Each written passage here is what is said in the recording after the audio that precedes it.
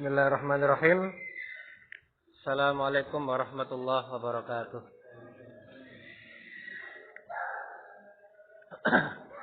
Alhamdulillahirabbil alamin wa bihi nasta'inu ala umuri dunya waddin. Wassalatu wassalamu ala asyrafil anbiya'i wal mursalin wa ala alihi wa ashabihi ajma'in amma ba'du.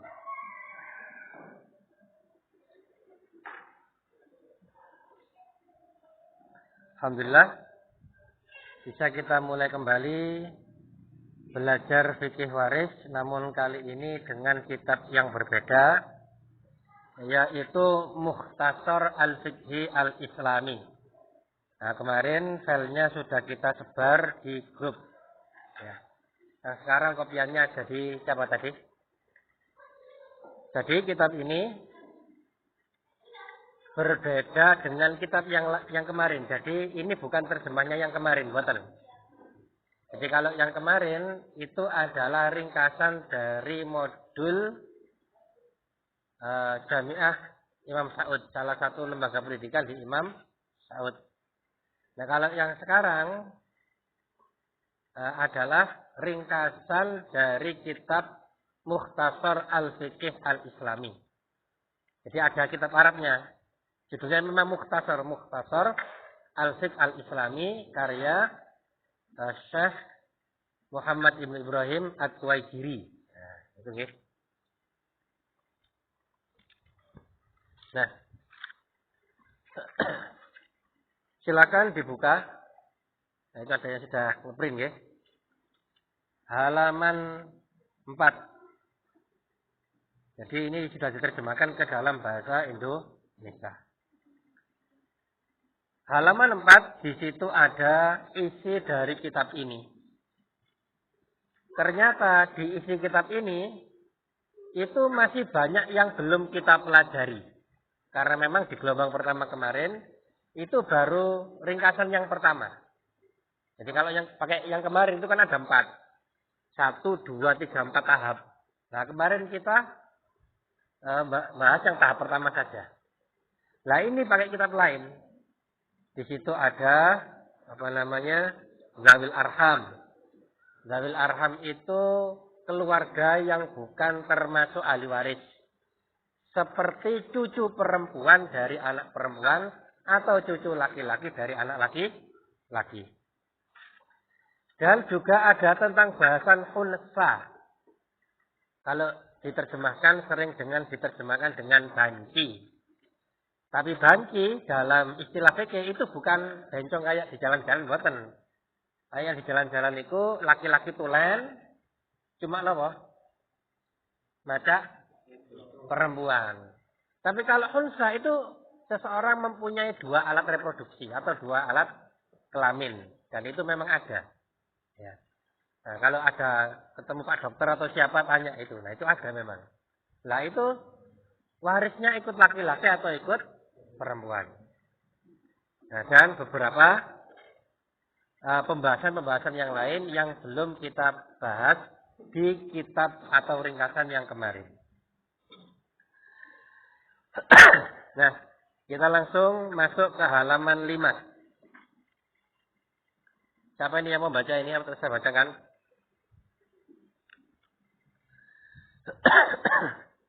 Bacakan ya. Waalaikumsalam warahmatullahi wabarakatuh.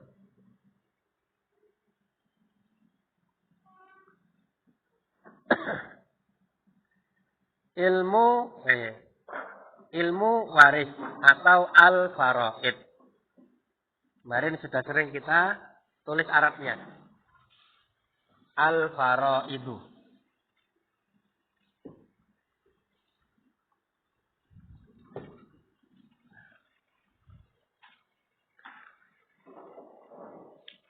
Pentingnya ilmu faraid atau urgensi ahamiyah dari ilmu faraid. Ilmu faraid termasuk ilmu yang paling mulia. Tingkat apa itu? Nah, itu kayaknya saya salah tulis ya. Bukan tingkat bahayanya, tapi tingkat urgensinya. Nah, sangat penting sekali. paling tinggi kedudukannya, paling besar ganjarannya, karena pentingnya bahkan sampai Allah sendiri yang menentukan takarannya, yang menentukan kadarnya. Jatah suami ditentukan oleh Allah. Kalau mayit tidak punya anak, berapa jatah suami? Setengah. Kalau mayit punya anak, 1/4. Kali kabeh pisan. Pingi marisian. Nggih. Anak. Anak sing takon bahaya iki kok. Allah Subhanahu wa taala menerangkan jatah harta waris yang didapat oleh setiap ahli waris. Jadi, ketika kita mempelajari ilmu waris, kita ketahui dulu orang yang hidup ini posisinya itu apanya mayit. Apakah istrinya mayit, ibunya mayit, ponakannya mayit, anaknya mayit, cucunya mayit. Nah itu. Dan itu ditentukan oleh Allah Subhanahu wa taala berapa kadarnya.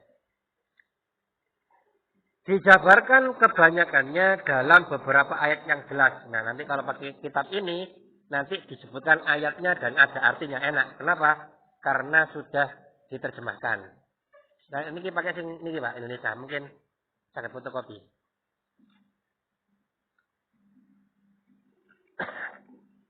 Karena harta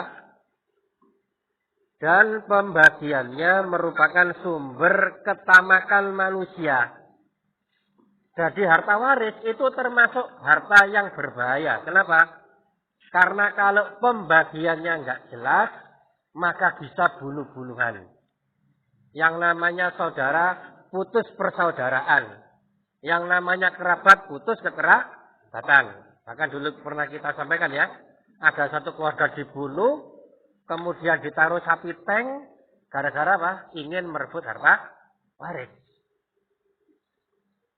Nah, kalau di tempat kita kebanyakan itu sepakat dibagi. Kalau ada orang meninggal, orang tuanya meninggal misalkan itu biasanya turunannya itu sepakat dibagi. Tapi dibagi piro. Nah, ini.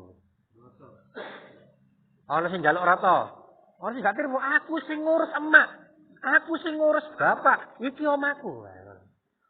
Akhirnya tidak bisa dimusyawarahkan, akhirnya celurit yang berbicara.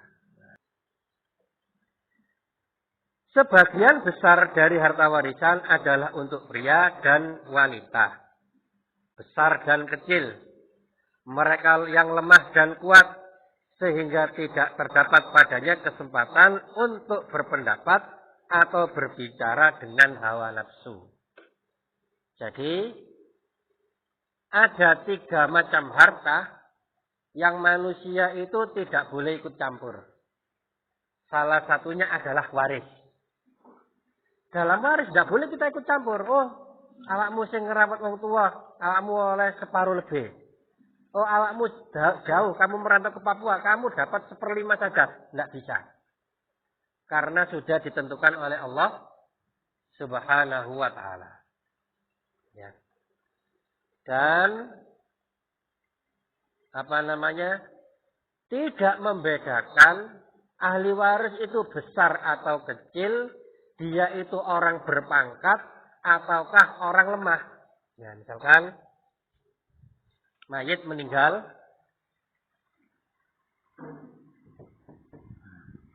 punya 2 anak laki-laki.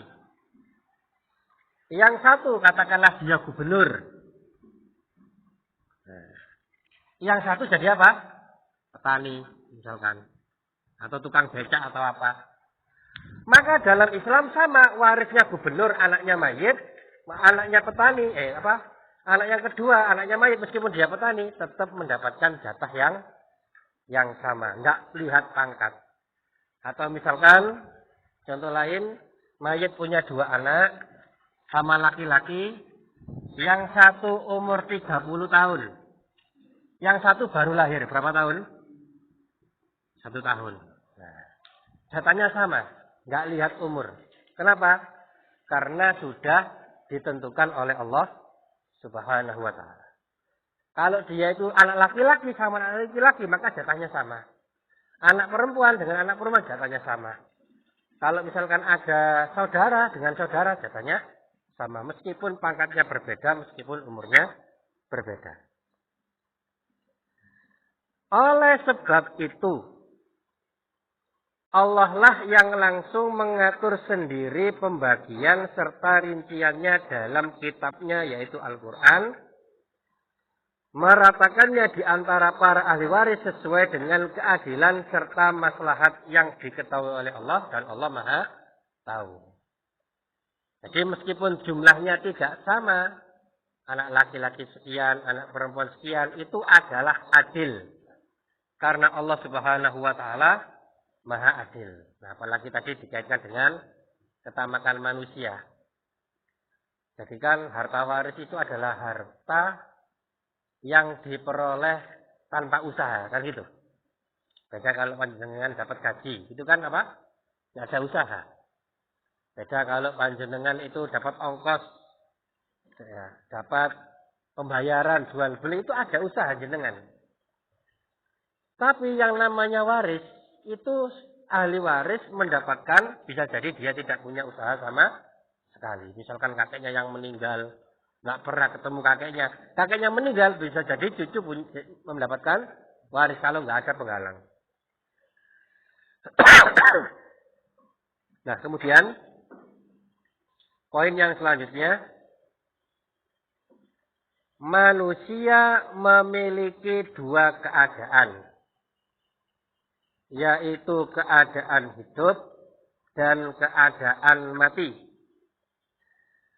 Kebanyakan hukum yang ada dalam ilmu faraid berhubungan dengan orang mati. Karena waris itu baru bisa dijalankan kalau orangnya sudah mati.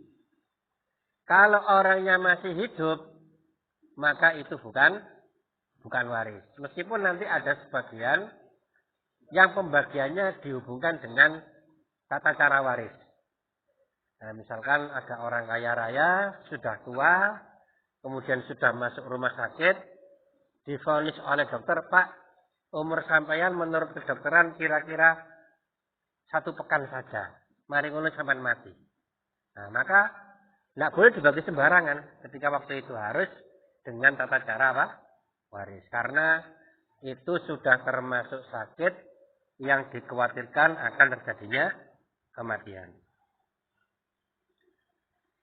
Maka faraid bisa dikatakan setengah dari ilmu yang ada. Seluruh orang pasti butuh kepadanya.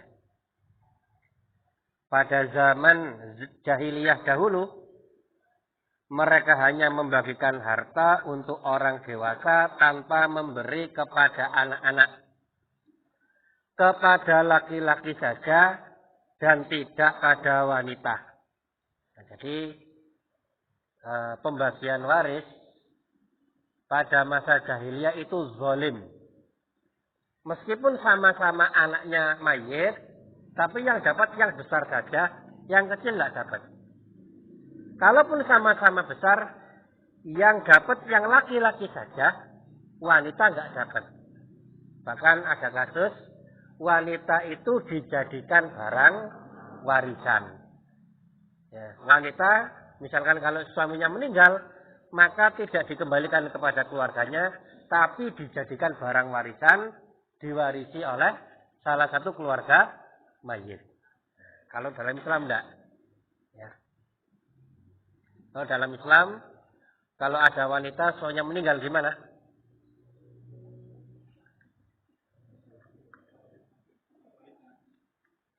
Menunggu masa idah terus kemana? Nikah lagi boleh. Ngeramut anak juga boleh. Mau enggak terserah. Ya, dalam Islam dikasih kebebasan. Kalau masa jahiliyah enggak. Tapi dikuasai oleh keluarga mayit.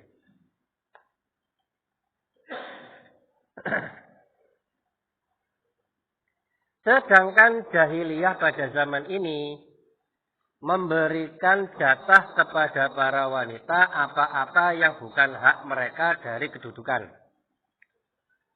pekerjaan maupun harta, sehingga bertambahlah kerusakan. Sedangkan Islam telah berbuat adil kepada wanita dan memuliakannya. Memberikan hak yang sesuai untuk mereka seperti pemberian kepada yang lainnya. Jadi secara umum di dalam ilmu waris itu dalam Islam jatahnya perempuan itu lebih sedikit dari yang laki-laki. Jadi misalkan ada anak laki-laki dan anak perempuan. Anak laki-laki dan anak perempuan dapat berapa? 2 banding 1. Dapat berapa? 2 bagian. Kalau perempuan, saudara perempuan 1 bagian. Nah kalau sekarang itu dibagi rata. Oleh karena itu dulu pernah tanya kepada Ustaz Sarfik Hafizullah Ta'ala, Ustaz bagaimana kalau seumpama ya kita itu kepingin dibagi waris secara Islam. Kita ingin waris dibagi secara Islam. Tapi keluarga misalkan tidak mau, misalkan. Ya. Maka beliau katakan, nek sampai lanang enak. Ya. Karena kita tidak mengambil harta orang lain. Tapi kalau yang perempuan misalkan dibagi rata, misalkan seperti itu. Nah, maka biasanya wanita ini mengambil yang bukan haknya, maka harus dikembalikan. Nah, jadi seperti itu. Nah, kemudian masuk pada definisi ilmu faraid. Ilmu faraid adalah ilmu yang diketahui dengannya siapa yang berhak mendapatkan waris dan siapa yang tidak berhak, dan juga berapa ukuran untuk setiap ahli waris. Jadi dengan mempelajari fikih waris kita itu bisa mengetahui 3 hal dan menentukan 3 hal.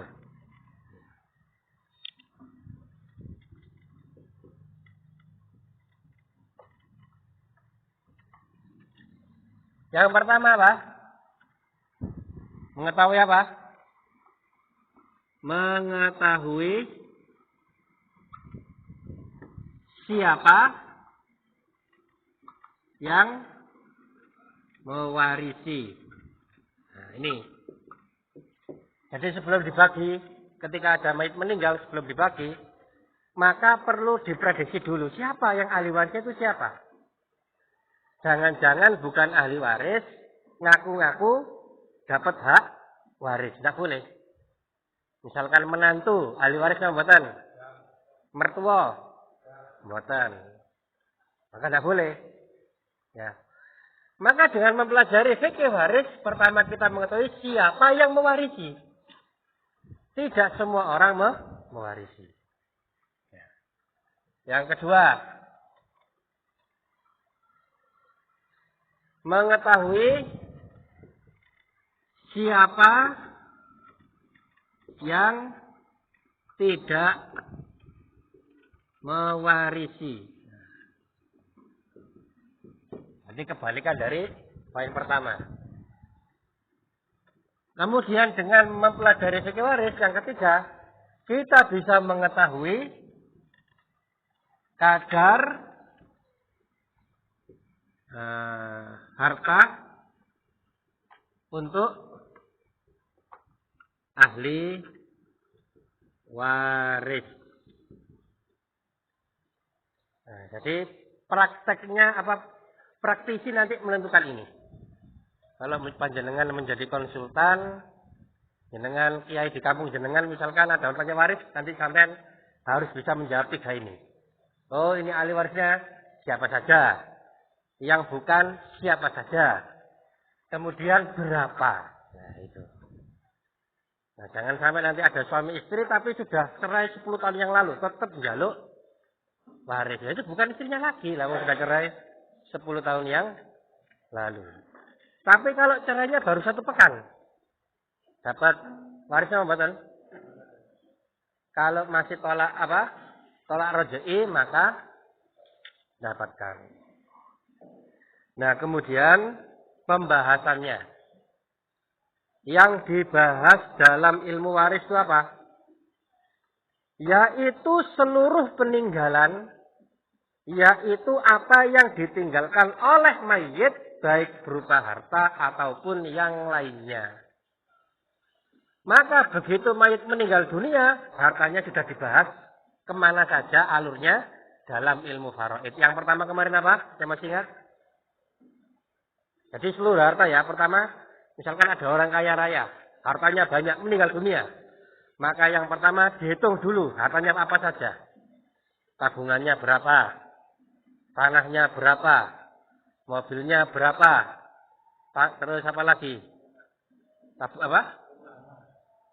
Rumahnya, kendaraannya, helikopternya, terus bajunya, lemarinya, emasnya, waduh, gitu nggak. Baru kalau sudah ketemu, dikurangi yang pertama apa? Pengurusan jenazah. Kemudian setelah pengurusan jenazah, untuk bayar hutang. Kemudian yang ketiga, wasiat. Kemudian yang keempat, baru dibagi waris. Nah, jadi yang dibahas adalah hartanya si mayit, bukan tata cara menguburkan mayit. Kalau itu fikih yang lain, fikih jenazah. Nah, jadi dalam ilmu faraid enggak bahas mandikan mayit. Mandikan mayit takkan Pak Basir mawon, yang sampun pengalaman. Nah, tapi kalau ilmu faraid mboten bahas niku. Niki bahas hartane mayit. Dan mboten gegeran. Hasilnya dari mempelajari ilmu waris itu apa hasilnya?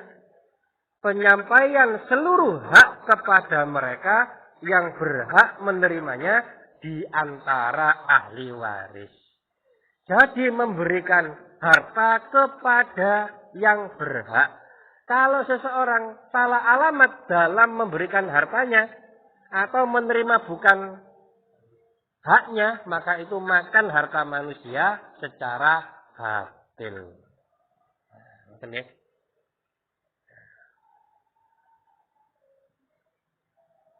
Nah, sampai halaman 5 ini kalau ada yang ditanyakan saya persilakan.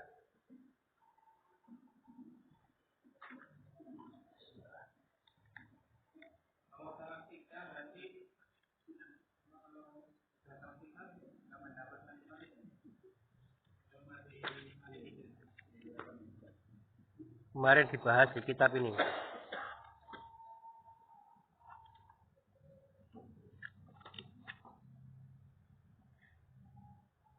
Yang halaman 5 ya, yang kitab Arab kemarin, halaman 5.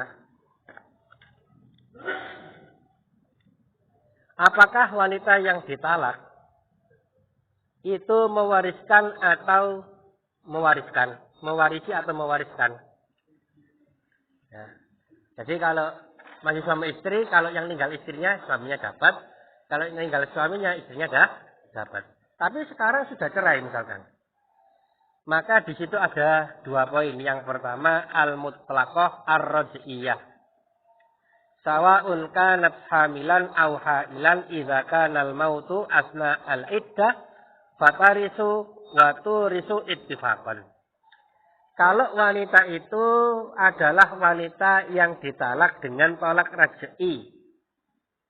Sama saja apakah dia itu sedang hamil, ya, atau hailan. Kalau dia itu meninggal dunia ketika dalam masa iddah, maka dia mewarisi atau mewariskan. Kalau yang meninggal yang laki-laki, berarti istri yang ditalak tadi dapat. Kalau yang meninggal itu yang istrinya, yang sudah ditalak tadi masih tolak rezeki, berarti suaminya yang dapat. Poin yang kedua, al-mutlaqah al-ba'in laha ahwal. Wanita yang ditalak dengan talak ba'in itu ada beberapa keadaan. Yang pertama, idza kanat talaq halat sihha fala tarisu wala turasu ittifaqan. Ketika talaknya itu dalam keadaan sehat, talak ba'in. Berarti sudah bukan suami istri. Bukan suami istri sudah. Maka tidak mewarisi secara ittifaq ulama, ijma ulama, sepakat tidak mewarisi. ketika mentalaknya dalam keadaan sehat. Nah, berarti memang ada masalah, tak cocok atau gimana, bukan istrinya gitu ya. Bukan ditalak gara-gara ingin menghalangi dari warisan. Ya. Poin selanjutnya, inkana.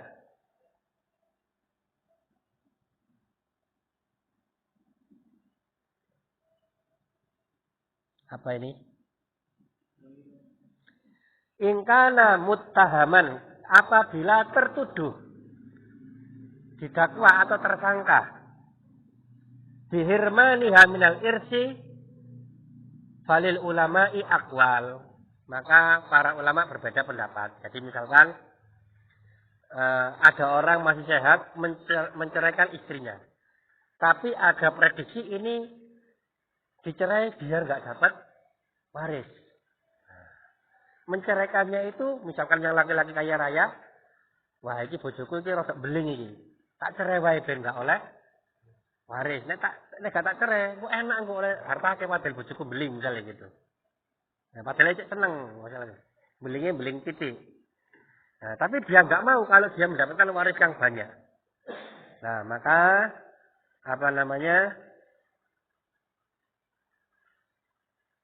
Para mengatakan la tarisu mutlakon. Yang seperti ini tidak mewarisi sama sekali. Ini pendapatnya Imam Syafi'i. Pendapatnya Syafi'i. Pendapatnya Imam Malik, tarisu mutlakon, mewarisi secara mutlak. Tarisu idza mata wa hiya fil iddah Hanafiyah. Adapun dalam pendapat Hanafi, wanita ini mewarisi kalau dia mati dalam masa iddah. Dan inilah yang rajih menurut menurut modul ini, ya. Tarisu idza mata wa hiya lam yatazawwaj au tartadda. Adapun pendapat Hanabilah, wanita ini mewarisi ketika dia tidak atau belum menikah dengan laki-laki lain atau tidak murtad. Banyak nggih? Nggih. Ada lagi yang lain? Nggih.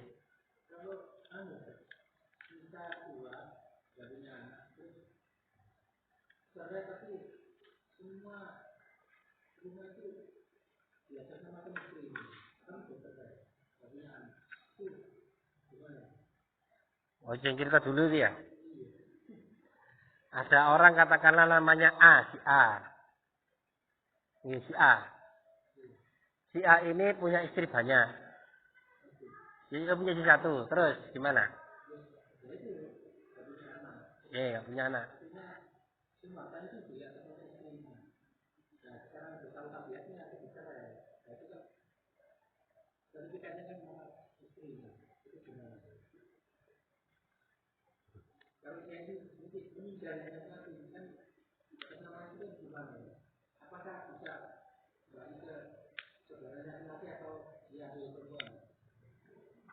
Waktu mengatasnamakan istrinya itu niatnya memang memberi loh. Niatnya memang memberi atau sekedar ngambil nama toh?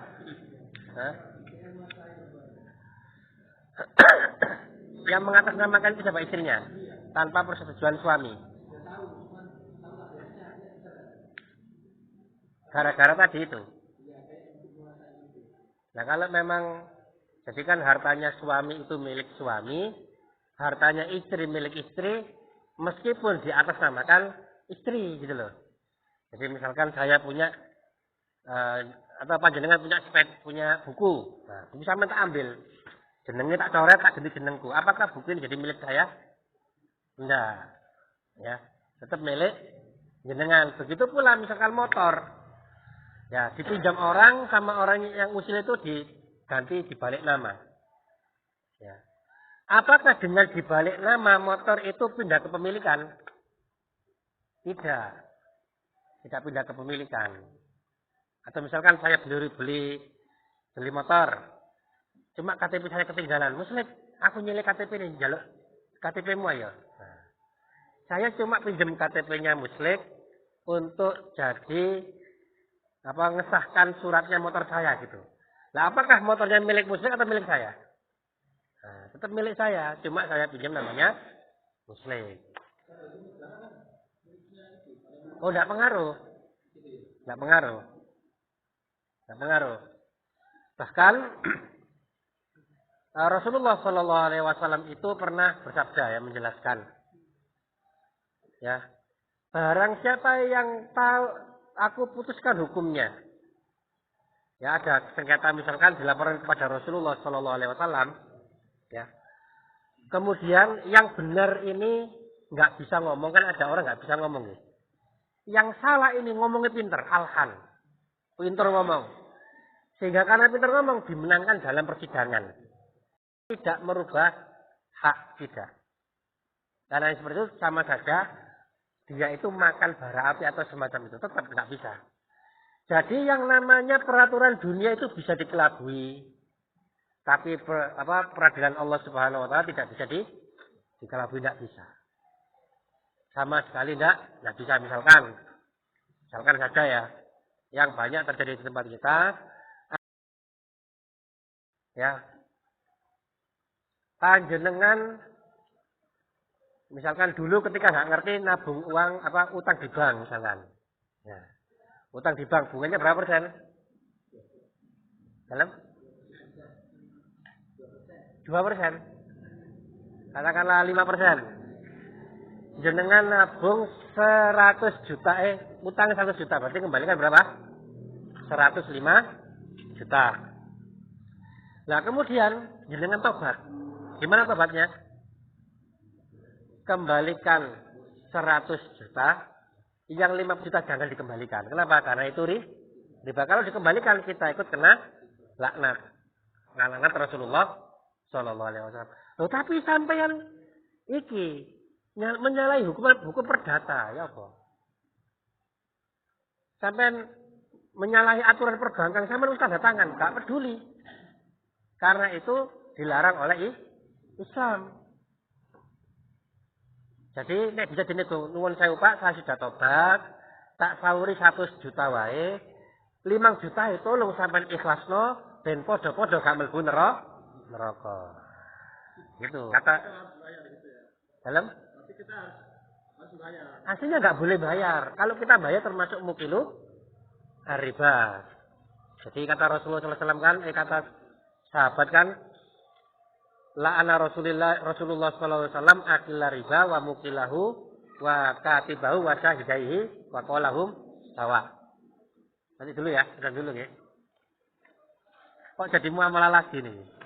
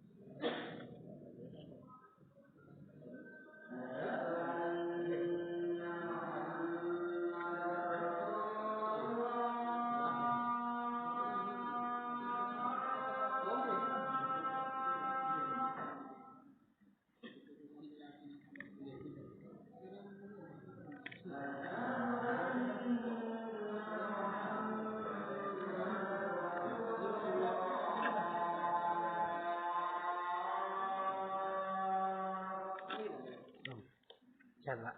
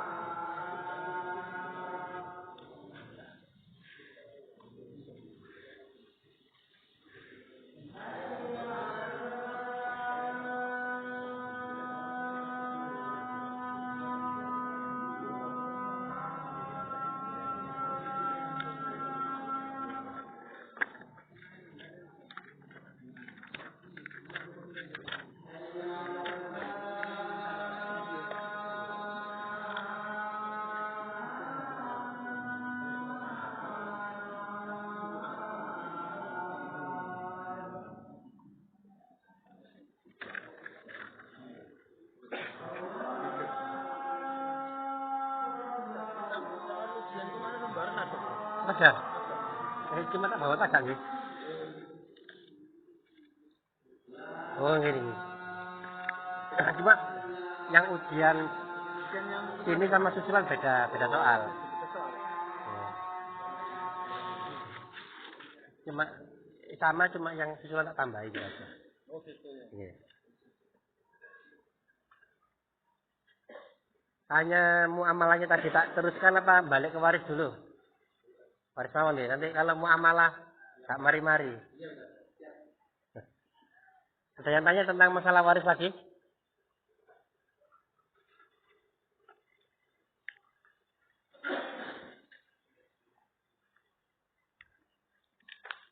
Ya. Awal halaman 6. Ketika membahas ilmu waris, maka ada yang diistilahkan dengan faridoh. Faridoh adalah jatah tertentu yang telah ditentukan oleh syariat bagi setiap ahli waris. Dan di dalam Al-Quran, Al-Furud Al-Muqaddarah itu cuma ada 6. Bagian-bagian atau kadar jatah tertentu dalam Al-Quran itu ada 6 nilai. Yang masih ingat berapa saja? Al-Furud Al-Muqaddarah? Berapa yang masih ingat? Setengah? Seperempat? 1/8. Kemudian? 2/3. Kemudian? 1/3. Kemudian? 1/6. Inilah jatah-jatah kadar waris yang telah ditentukan dalam Al-Quran. Setengah, 1/4, 1/8, 2/3, 1/3, 1/6. Biar mudah menghafalkannya, diambil depannya setengah. Setengahnya setengah berapa? Setengahnya 1/4 berapa? 1/8. Yang bawah juga diambil depannya. 2/3. Setengahnya 2/3 berapa? Setengahnya 1/3 berapa? 1/6. Nah, jadi tambah ke sini tambah sedikit. Ya. Jadi nanti ada ahli waris yang dapat setengah, ada yang dapat 1/4, ada yang dapat 1/8, ada yang dapat 2/3, ada yang dapat 1/3, ada yang dapat 1/6. Nah, ya sudah ini saja. Baru nanti ada turunannya. Misalkan ada 2 orang yang dapat 1/8 misalkan. Maka 1/8 bagi 2 orang. Misalkan ada 4 orang, dapat 1/8, maka 1/8 dibagi 4 orang. Berarti berapa nih itu? 1/8 bagi 4. 1/32. Nah, ini kita bahas lagi nanti.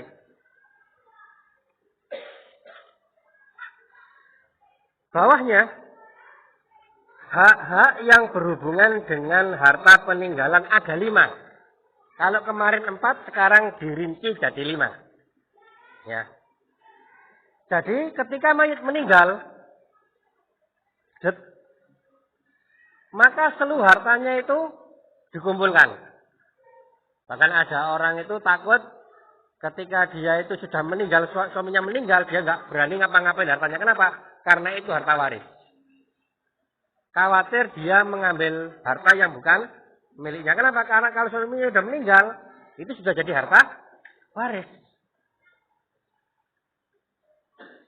Nah, ketika seseorang meninggal dan dia meninggalkan harta, maka sebelum dibagi waris, ada urutannya dulu sebelum dibagi waris. Yang pertama nomor 1, dikeluarkan dari harta waris untuk penyelesaian kebutuhan mayit seperti kain kafan dan yang lainnya. Nah, maka pengurusan jenazah itu diambilkan dari harta mayit. Dulu ketika sahabat Mus'ab bin Umar meninggal dunia, itu nggak punya kain, kecuali cuma kain yang bisa menutup setengah badan. Ya, ketika beliau meninggal dunia, maka kainnya itu cuma cukup kalau dibuat nutup bawahnya, kepalanya kelihatan. Kalau dibuat nutup atasnya, kakinya kelihatan. Ya. Akhirnya yang ditutup adalah kepalanya, atasnya, bawahnya kakinya ditutup dengan rumput kikir. Nah, maka seluruh pengurusan jenazah itu diambilkan dari harta mayit, termasuk memandikan, gali makam, dan lain sebagainya, itu dari harta mayit. Yang kedua,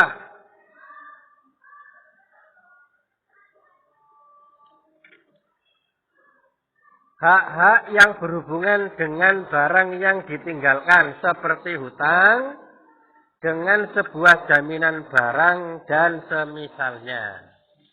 Jadi sebelum dibagi waris, barangnya itu kalau punya hutang maka dibayar dahulu. Misalkan mayit punya harta total 1 miliar. Ya. Kemudian dia punya utang 100 juta. Nah. Kemudian dia pernah beli sesuatu belum bayar, harganya 250 juta. Berarti harta mayit sudah berapa? 650 juta. Jadi jangan 1 miliar langsung dibagi, jangan, belum. Lunasi dulu hutangnya. Oh, ternyata tinggal 60 juta. Ya, ini dulu. Dan ini belum selesai, masih ada yang kedua dan ketiga dan keempat. Kemudian yang ketiga, pelunasan hutang, baik itu berhubungan dengan Allah seperti zakat, kafarat, dan semisalnya, ataupun yang berhubungan dengan manusia. Misalkan ada orang punya harta banyak, kemudian besok saya mau bayar zakat, ternyata subuhnya meninggal. Masih bayar zakat apa enggak? Tetap dikeluarkan zakatnya. Misalkan hartanya tinggal 650 juta. Nah, katakanlah ini bentuk uang. Berarti zakatnya berapa zakat malnya? Ya, 2,5%. Berapa berarti? Ya, Bu. Ya, kalkulator teman apa? Berarti dibagi 40.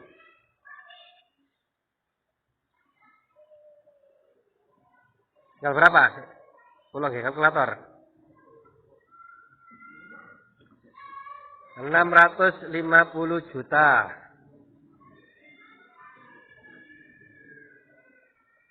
Dibagi 40 dikali 39 ya.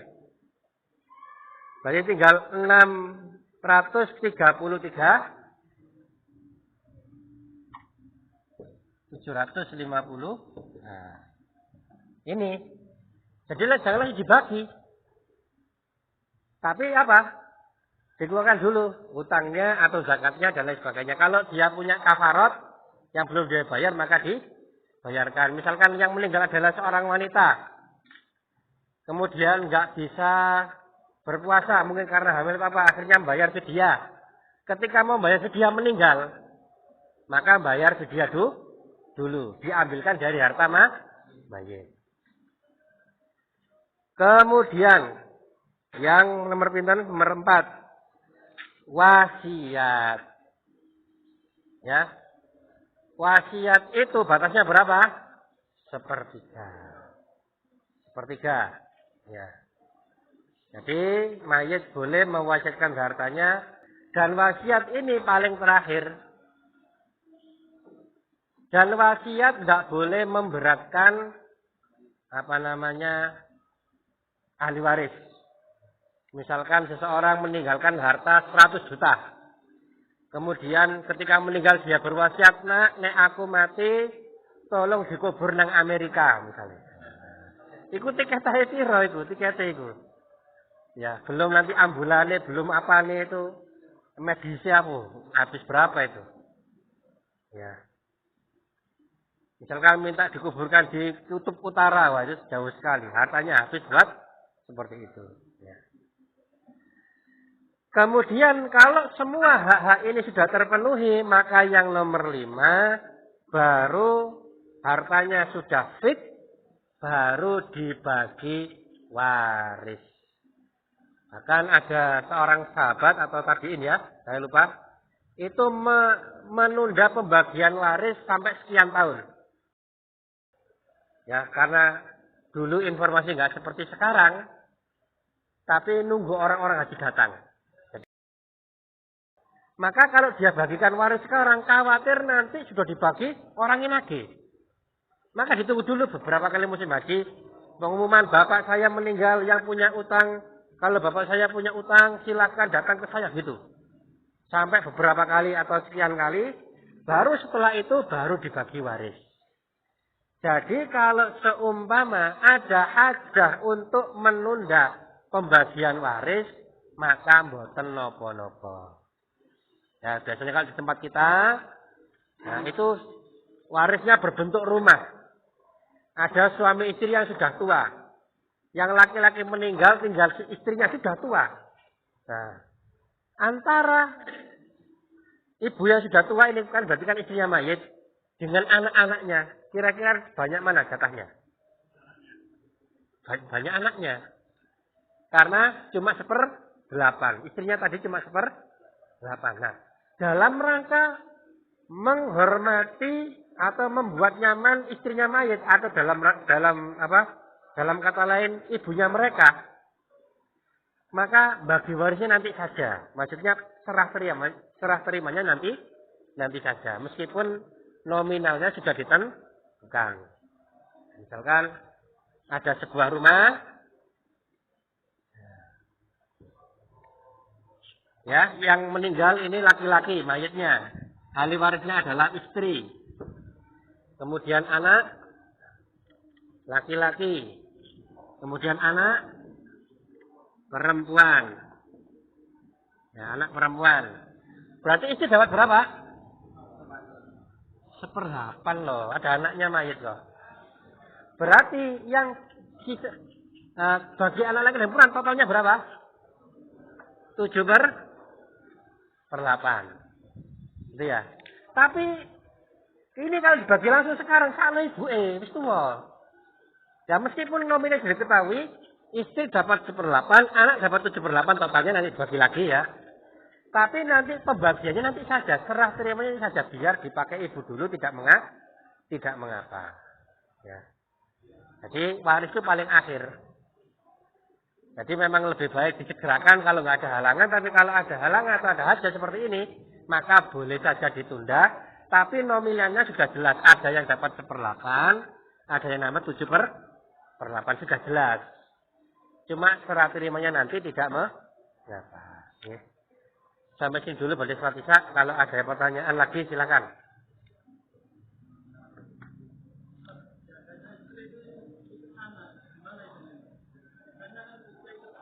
Ya. Nah ini kan bahas gini, misalkan bahas ini rumah. Ini kan rumah. Rumah ini katakanlah miliknya Pak Ijo. Nah, Pak Ijo punya istri, Pak Ijo punya anak laki-laki, Pak Ijo punya anak perempuan. Nah Pak Ijo ini meninggal. Pak Ijo jadi mayit. Nah kalau Pak Ijo jadi mayit, yang dapat istri, anak laki-laki, anak perempuan yang ada ini misalkan. Nah kan jelas istri dapat dari rumah ini 1/8, anak laki-laki dan anak perempuan totalnya 7/8. Nah seumpama dibagi gimana caranya? Misalkan didol, didol. Misalkan harganya misalkan 400 juta. Jadi jatuhnya sih berapa? Berapa? 50 juta. Ya ini kan berapa 50 juta? Lagi mangan, aku nganggo nandi. Nek umure dawa tak endi. Nah, kan itu. Jadi tidak apa-apa, seumpama sudah diketahui ini kan dapat 50 juta, ini dapat 350 juta. Nanti dibagi lagi ya ini ya, belum selesai yang anak ini ya. Nah, misalkan biarlah rumah ini nggak usah dijual dulu lah. Nggak usah dijual dulu nanti saja. Karena masih ada ibu. Tapi nominalnya 50 juta, 350 juta sudah diketahui. Nah, gitu. Ada lagi?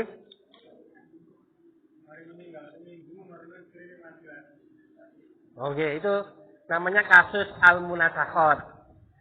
Jadi tetap dibagi. Jadi ini nanti ada dua kasus. Kasus A, Pak Ijo meninggal. Kasus B, istrinya yang meninggal nih. Katakan namanya Marining. Nah, Marining ini katakanlah masih punya ayah misalkan. Masih punya ayah Marining. Maka kasus pertama Pak Ijo meninggal dibagi cuma 3 orang.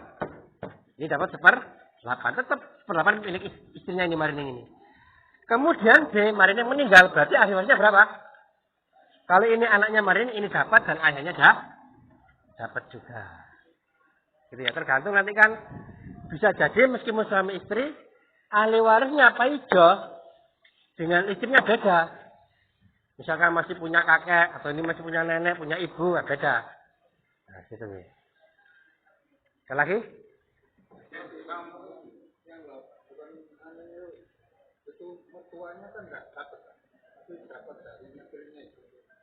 Oh ini. Oh ya. Nah. Nah, okay. Ketika Pak Ijo meninggal, maka ayahnya istri bukan ahli, nggak dapat. Karena bukan ahli warisnya Pak Ijo.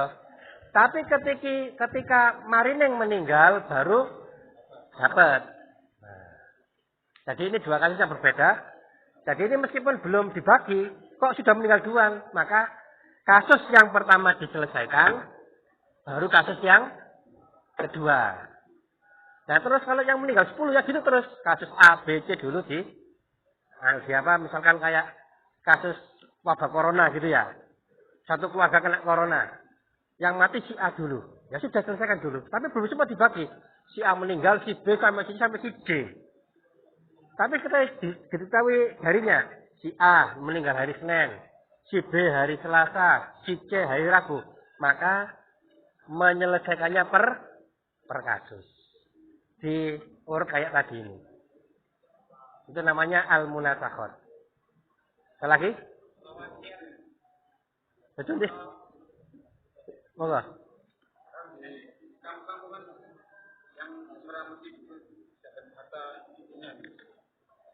Ya kalau dalam Islam waris sudah ditentukan oleh Allah. Adapun ngurus ibu dapat balasan enggak? Dapat pahala. Dalam Islam dapat pahala. Pahala ini gede. Sangat besar. Jadi dalam Islam ngeramut ibu itu mengharapkan pahala, bukan mengharapkan harta. Nah, gitu loh. Dalam Islam begitu.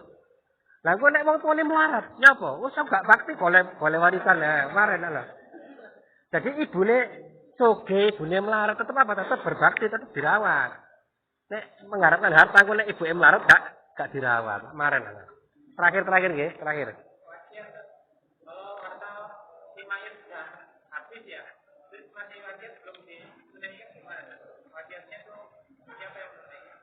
Misalkan harta mayit 100 juta, utangnya 50 juta, gitu ya. Kemudian belum apa ya namanya pengurusan jenazah 50 juta lah, utangnya 50 juta, tinggal 0, ya sudah nggak ada waris, nggak ada wasiat, sudah nggak ada apa-apa wes. Utang. Meninggalkan hutang. Jadi kan untuk membayar hutang tapi masih ada hutangnya. Oh, okay. Ada orang meninggalkan harta 100 juta. Utangnya 200 juta. Maka digawe nyaur kabeh.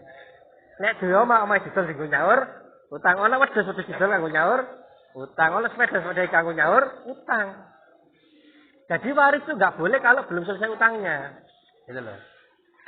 Bisa jadi ahli waris dalam rangka berbakti pada orang tua nyauri utangnya bapaknya. Nah, kan biar bapaknya tenang di alam kubur, anaknya yang berbakti nyauri utang bapaknya. Ayo loh. Nggih. Ya, nek pas waya warisan royoan tapi nek akeh utangnya royoan apa? Royoan Melayu. Kamu nggih? Ya, nanti yang mau fotokopi nitip siapa? Nak misal nggih. Mboten semerap nanti nitip ke Pak Misal langsung mawon. Demikian dapat disampaikan. Kalau ada benarnya maka itu semata-mata dari Allah Subhanahu wa taala. Mohon maaf atas segala kekurangan. Subhanaka Allahumma bihamdika asyhadu an la ilaha illa anta astaghfiruka wa atubu ilaik. Wassalamualaikum warahmatullahi wabarakatuh. Nih. Oke, tugas baru sama nih lupa kok. Tugas baru sebentar. Tidak kalau bagikan.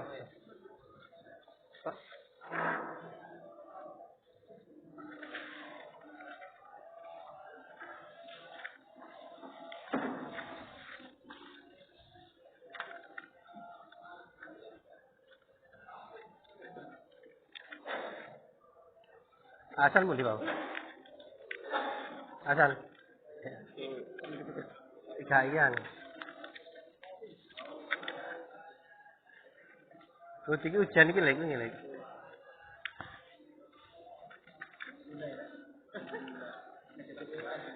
Nek sing tumut ujian langsung nilai lho. Nek mboten tumut ya.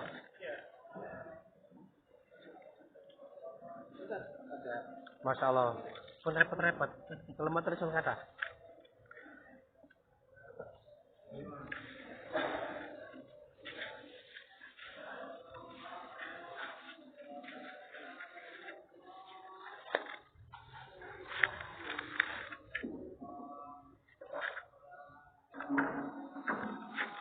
Nih,